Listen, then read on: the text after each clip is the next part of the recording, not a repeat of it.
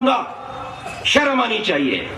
छोटे छोटे देश आतंकवाद को समझकर उन्होंने अपनी जनता की, अपनी संस्कृति की, अपनी भूमि की रक्षा की है। मैं उदाहरण दे रहा हूं, तुरंत ध्यान दीजिए। छोटा सा देश जापान, 8 लाख मुसलमान थे, आतंकवाद की बात करते थे, 6 लाख मुसलमान एक झटके में बाहर निकाल दिए।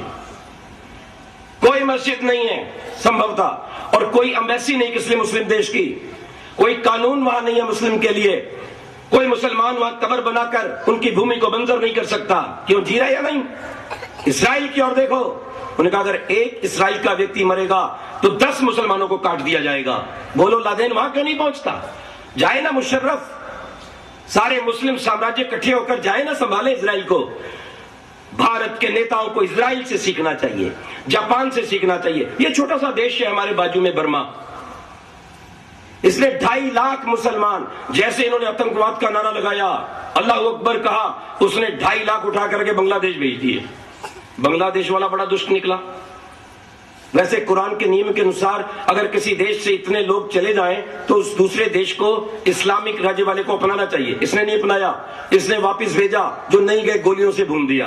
तो बहुत से मुसलमानों की गोलियों से मारे गए। जो वापस पहुंचे, बर्मा वाले ने भी नहीं रखा, अपना कानून बिल्कुल पक्का कर लिया, वोट का अधिकार समाप्त कर दिया, सरकारी सुविधाओं को रोक दिया। वहां से मुसलमान भागकर मलेशिया आदि चले गए और आधे रास्ते में मर गए। बर्मा शांत, जापान शांत। कंबोडिया को देखिए, कंबोडिया ने सब पादरे कर दिए, सब मस्जिदें तोड़ दी, हज का अधिकार समाप्त, बांगे देने का अधिकार समाप्त, कोई अलग लिपि नहीं है, याद रखना, बिल्कुल शांति। आइए आगे बढ़िए रूस की ओर। रूस को तोड़ने वाले यही थे, ये इस्लामिक गद्दार।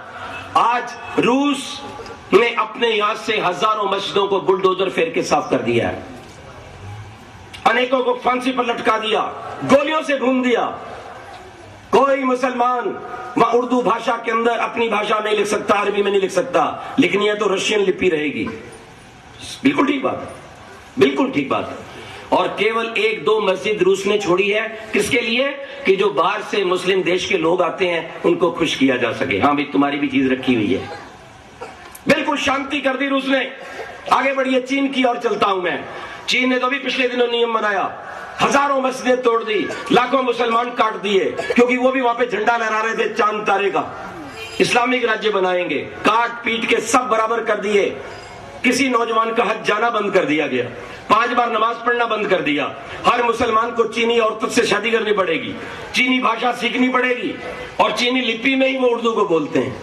क्यों जी? ये भारत के नेता ऊपर से गिरे हैं, ये देश के गद्दार हैं। आप और हम इन्हें वोट देते हैं, हमारा धन इन्हें प्राप्त होता है, हमारे ऋषियों का देश इनके